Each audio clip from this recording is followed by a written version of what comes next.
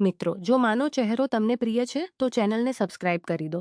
Hello મિત્રો, મારી આજની આ અનોખી કહાનીમાં તમારું સ્વાગત છે. મારું નામ સંજના છે અને મારી ઉંમર 24 વર્ષ છે. મારા ઘરમાં મારા મમ્મી પપ્પા અને મોટો ભાઈ રહે છે. મેં હમણાં જ મારો અભ્યાસ પૂરો કર્યો છે અને મેં અત્યાર સુધી આગળનું કંઈ પણ વિચાર્યું નથી. મારા પપ્પા જોબ કરે છે અને મારો મોટો ભાઈ પણ જ્યાં પણ કામ મળે ત્યાં કામ કરી લે છે. અમે બધાની લાઈફ સારી ચાલી રહી હતી. અમે બધા લોકો બહુ ખુશ હતા. પરંતુ આગળ મારી સાથે કંઈક એવું થવાનું હતું જે મેં સપનામાં પણ વિચાર્યું નહોતું. એક દિવસ મારા પપ્પાની દિલ્હી ટ્રાન્સફર થઈ ગઈ. એટલા માટે અમારે બધાને અમારું ઘર છોડીને દિલ્હી જવું પડ્યું અને અમે બધા લોકો દિલ્હી ભાડાના રૂમ પર રહેવા લાગ્યા. એક દિવસ મારા ગામડેથી ફોન આવ્યો કે મારી માસીની તબિયત બહુ વધારે ખરાબ છે. તો મારી મમ્મી અને મોટો ભાઈ બંને તરત જ ગામડા માટે રવાના થઈ ગયા અને પાછળ ફક્ત હું અને મારા પપ્પા જ હતા. ગામડે જઈને મારા ભાઈનો ફોન આવ્યો કે અમને અહીં ઓછામાં ઓછા 8 કે 10 દિવસ લાગશે. તું પપ્પાનું ધ્યાન રાખજે. મેં કહ્યું ઠીક છે. મારા પપ્પા રોજ રાત્રે સૂતા પહેલા દારૂ પીવે છે અને દારૂ પીધા પછી તેમને કંઈ પણ હોશ રહેતો નથી અને દારૂ પીધા પછી તેમને કંઈ પણ હોશ રહી જાય છે. બીજા દિવસે સવારે મારા પપ્પા ઓફિસ ગયા અને જ્યારે સાંજે પાછા ફર્યા તો બોલ્યા, હું સમજી ગઈ કે પપ્પા કાલે દારૂ પીવાનો પ્રોગ્રામ બનાવી રહ્યા છે. કારણ કે બીજા દિવસે પપ્પાની ઓફિસની રજા હતી. પછી અમે બંને જમીને સૂઈ ગયા. બીજા દિવસે હું કામ કરી રહી હતી ત્યારે જ દરવાજાની બેલ વાગી. મેં જઈને જોયું તો આશરે 40 થી 45 વર્ષનો એક માણસ ત્યાં ઊભો હતો. મને જોતા જ તે બોલ્યા કે તું રમેશની દીકરી છે? તો મેં કહ્યું હા, પણ તમે કોણ? તો તેમણે જણાવ્યું કે હું તારા પપ્પાનો દોસ્ત છું. અને પછી હું સમજી ગઈ કે આ જ છે જેના વિશે પપ્પા કાલે જણાવી રહ્યા હતા. મેં તેમને નમીને નમસ્કાર કર્યા તો તેમણે કહ્યું, ખુશ રહે બેટા. પછી મેં જોયું કે તે મને કંઈક અલગ રીતે જોઈ રહ્યા હતા. મેં વિચાર્યું કે એમ જ જોતા હશે, એટલા માટે મેં વધારે ધ્યાન આપ્યું નહીં.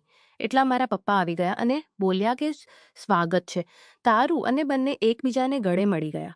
તેમણે જોઈને મને પણ બહુ ખુશી થઈ. પછી હું ચા બનાવવા ચાલી ગઈ અને તે બંને વાતો કરવા લાગ્યા. હું ચા બનાવીને લાવી તો મેં જોયું કે બંને ગપ્પા લડાવી રહ્યા હતા. મેં સૌથી પહેલા મારા પપ્પાને ચા આપી અને પછી હું મારા પપ્પાના દોસ્તને ચા આપવા માટે નીચે નમી તો તે હજી પણ મારી છાતી તરફ જ જોઈ રહ્યા હતા.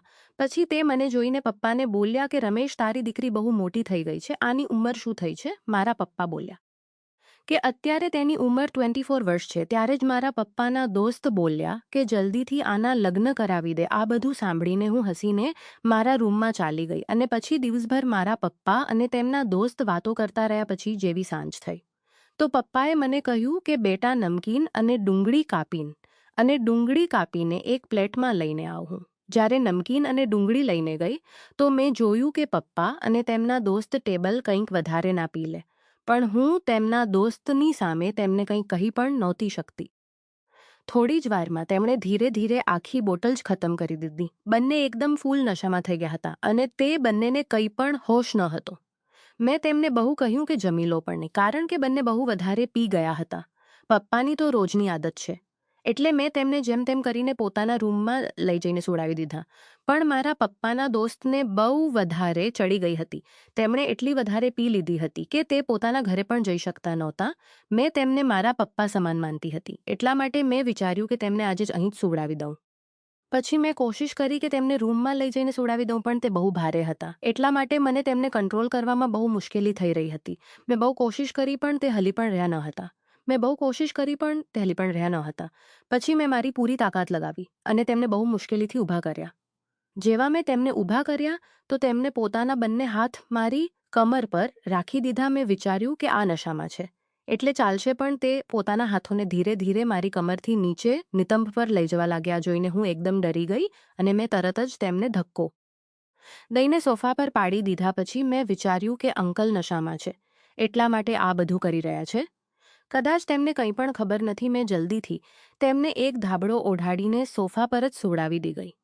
હું સૂતા સૂતા વિચારતી હતી કે મારે અંકલને આવી રીતે ધક્કો નહોતો આપવો જોઈતો, કારણ કે તે નશામાં હતા અને તેમને કંઈ પણ ખબર ન હતી. આખરે તે પણ તો મારા પપ્પા બરાબર જ છે. આ બધું વિચારતા વિચારતા મને ક્યારે ઊંઘ ખબર જ ન આવી ગઈ. જ્યારે સવાર થઈ તો હું જલ્દી જાગી ગઈ અને મેં જોયું કે પપ્પા અને તેમના દોસ્ત બંને સૂતા જ હતા. પછી મેં ચા બનાવી અને બંનેને જગાડ્યા અને પછી તેમને ચા પીવડાવી પછી તે બંને ફ્રેશ થઈ ગયા અને પપ્પા ઓફિસ માટે તૈયાર થવા લાગ્યા. પપ્પાએ મને કહ્યું કે જા જઈને નાસ્તો બનાવ. હું નાસ્તો બનાવવા લાગી અને જ્યારે હું નાસ્તો લઈને આવી ત્યારંવાર મારી છાતી તરફ જ જોઈ રહ્યા હતા. હું કંઈ સમજી પણ નહોતી શકતી. ત્યારે જ અચાનક મારા ભાઈનો ફોન આવી ગયો. જ્યારે મેં ફોન ઉપાડ્યો તો મારા ભાઈએ કહ્યું કે માસીની સાથે મમ્મીની તબિયત પણ બહુ વધારે ખરાબ થઈ ગઈ છે, એટલા માટે તું અને પપ્પા પણ જલ્દીથી અહીં આવી જાઓ. મેં જલ્દીથી આ વાત પપ્પાને જણાવી તો પપ્પાએ કહ્યું કે તું અહીં જ રહે, હું જાઉં છું ગામડે. મેં કહ્યું કે પપ્પા, હું એકલી અહીં કેવી રીતે રહીશ, મને ડર લાગે છે. તો આને પણ થોડા દિવસ રહેવા માટે રૂમ જોઈએ છે, એટલા માટે આ આપણા ઘરે જ રોકાઈ જશે જ્યાં સુધી હું ગામડે જઈને આવું છું. પછી મારા પપ્પાએ પોતાના દોસ્તને કહ્યું કે મારી દીકરીનું ધ્યાન રાખજે. તો અંકલે કહ્યું કે રમેશ, તું ચિંતા ના કર, હું તારી દીકરીનું મારી દીકરીની જેમ ધ્યાન રાખીશ. પછી પપ્પા ગામડે જવા માટે નીકળી ગયા અને હવે ઘર પર હું અને અંકલ એકલા હતા. મેં અંકલને કહ્યું કે અંકલ, હું જમવાનું બનાવું છું. મેં અંકલ્યું ઠીક છે, પછી હું જમવાનું બનાવું છું, પછી આપણે બંને બેસીને જમી શકીએ. અમે બંને બેસીને જમવા લાગ્યા. અંકલની આંખો વારંવાર મને જ જોઈ રહી હતી. પછી અંકલે કહ્યું કે બેટી, તું બહુ ખૂબસૂરત દેખાય છે. મેં તેમને થેન્ક યુ કહ્યું. પછી મેં અંકલને કહ્યું કે અંકલ, તમે કાલે રાત્રે બહુ વધારે પી લીધી હતી. ત્યારે અંકલ હસવા લાગ્યા અને બોલ્યા કે આજ પછી ઓછી પીશ. પછી ધીરે ધીરે સાંજ થવા લાગી. જ્યારે સાંજ થઈ તો અંકલે મને કહ્યું કે મારા માટે એક પ્લેટમાં ડુંગળી અને નમકીન લઈને આવ. હું સમજી ગઈ કે અંકલ આજે ફરી દારૂ પીવાના છે, કારણ કે પપ્પાની જેમ તેમને પણ રોજ રાત્રે દારૂ પીવાની આદત પડી હતી. પછી જ્યારે હું તેમના માટે નમકીન અને ડુંગળી લઈને આવી તો મેં તેમને કે દારૂમાં એવું શું છે જે આને રોજ પીઓ છો? તો કે આને પીધા પછી બહુ મજા આવે છે બેટા. મેં કહ્યું સાચે? તો તેમણે કહ્યું એકવાર તું પણ પીને જો, બહુ સારું લાગશે. તેમની વાત સાંભળીને પહેલાં તો મેં બહુ ના પાડી કે નહીં. અંકલે મારી પાસે બહુ જીદ કરી તો હું પણ દારૂ પીવા માટે તૈયાર થઈ ગઈ. હું અંકલ પાસે જ બેસી ગઈ અને અંકલે એક ગ્લાસ મને આપ્યો પીવા માટે. પછી મેં જેવું તેને પીધું તો મને થોડા ચક્કર જેવા આવવા લાગ્યા, પણ સારું પણ લાગી રહ્યું. પછી અંકલ પણ પીવા લાગ્યા અને એવું કરતાં અંકલ અને મેં મળીને આખી બોટલ ખાલી કરી દીધી. હવે મને બહુ જોરથી ચક્કર આવી રહ્યા હતા અને હું ઊભી પણ નહોતી થઈ શકતી. પછી મેં જોયું કે અંકલ આરામથી ઊભા થઈ રહ્યા હતા અને સારી ચાલી પણ રહ્યા હતા. મને કંઈ ઠીકથી દેખાઈ રહ્યું નહોતું કારણ કે મને બહુ જોરથી ચક્કર આવી રહ્યા હતા.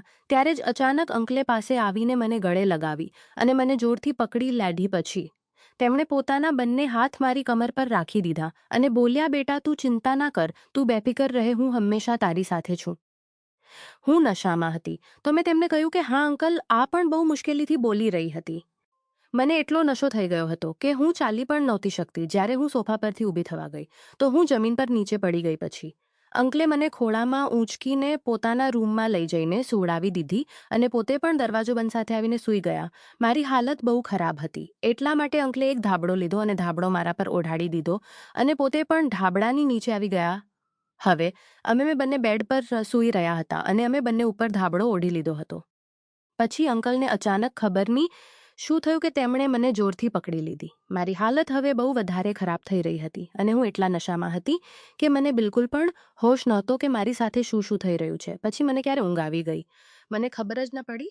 સવારે જ્યારે હું જાગી તો મેં જોયું કે અંકલ મારી પાસે સૂતા હતા અને સાવ નિર્વસ્ત્ર હતા. હું તેમને જોઈને ડરી ગઈ અને પછી મેં તરત જ પોતાની જાતને જોઈ તો હું વધુ ગભરાઈ ગઈ. પછી જેવી હું બેડ પરથી નીચે ઉતરી તો મને બહુ ગભરાઈ ગઈ. પછી જેવી હું થઈ રહ્યો હતો, મારું શરીર બહુ વધારે દુખી રહ્યું હતું. પછી મેં જલ્દી મારા બધા કપડાં પહેર્યા અને હું બાથરૂમ તરફ જવા લાગી તો જોયું કે મારાથી ચલાતું પણ નહોતું. મને નીચે બહુ વધારે દુખાવો થઈ રહ્યો હતો. હું સમજી ગઈ કે અંકલને મારી વચ્ચે જરૂર કંઈક થયું હતું. રાત્રે હું બહુ ડરી ગઈ કે આ વાત મારા ઘરવાળાઓને ખબર પડી તો હું શું કરીશ અને હું મનમાં રડવા લાગી. પછી હું બાથરૂમમાં જતી રહી અને નાહી ધોઈને તૈયાર થઈ ગઈ. થોડીવાર પછી મેં ચા બનાવી અને અંકલને જગાડ્યા તો તેમણે મને કહ્યું કે કાલે રાત્રે કેવી લાગી દારૂ, અને રાત્રે મેં સૌથી મોટી ભૂલ કરી છે કે દારૂ પીને મેં સૌથી મોટી ભૂલ કરી છે. પછી અંકલ બોલ્યા કે કઈ વાંધો આવી હતી. આ મારી જિંદગીનો સૌથી મોટો દિવસ હતો. આવો દિવસ ફરી ક્યારેય નહીં આવે. સાચે જ મને તો કાલે રાત્રે બહુ વધારે મજા આવી હતી. હું તેમની વાત સમજી ગઈ હતી, એટલા માટે હું મારા રૂમમાં ચાલી ગઈ અને ત્યાં જઈને રડવા લાગી. પછી અડધા કલાક રૂમમાં ચાલી ગઈ અને ત્યાં જઈને રડવા લાગી. પછી હું બહાર આવી તો પપ્પાએ કહ્યું કે મમ્મી અને માસી તો નથી કહ્યું કે મમ્મી અને માસીની તબિયત હવે એકદમ સારી છે. પછી પપ્પાએ અંકલને કહ્યું કે મારી દીકરીએ તને હેરાન તો બહુ શરીફ છે, આ તો બહુ ભોળી-ભાળી છે. આને મને બિલકુલ પણ હેરાન નથી કર્યો, હું બધું સમજી રહી હતી. પણ હું ઈચ્છું તો પણ કંઈ બોલી શકતી નહોતી. પછી હું મારા રૂમમાં ચાલી ગઈ અને મારા પપ્પાનો દોસ્ત પણ પોતાના ઘરે ચાલ્યો ગયો. હું મારે દારૂ પીવો જોઈતો નહોતો, કારણ કે દારૂના કારણે મારી સાથે આટલું બધું થઈ ગયું. પરંતુ પછી મેં મારી જાતને સંભાળી અને વિચાર્યું કે હવે જે થઈ ગયું તે થઈ ગયું. પરંતુ આજ પછી ક્યારે પણ આવી ભૂલ નહીં કરું. તો મિત્રો, આ હતી મારી નાનકડી કહાની. તમને આ કહાની કેવી લાગી? તમે અમને કમેન્ટ કરીને જરૂર જણાવો. કહાની સારી લાગી હોય તો વિડીયો લાઇક કરો અને તમારા મિત્રો સાથે શેર કરો. આગળ પણ આવી જ રોમાંચક કહાનીઓ માટે અમારી ચેનલને સબસ્ક્રાઇબ કરો અને બેલ આઇકન દબાવવાનું ભૂલતા નહીં, જેથી તમે અમારી કોઈ પણ કહાની મિસ ના કરો. ફરી મળીશું એક નવી રસપ્રદ વાર્તા સાથે. ત્યાં સુધી બાય બાય.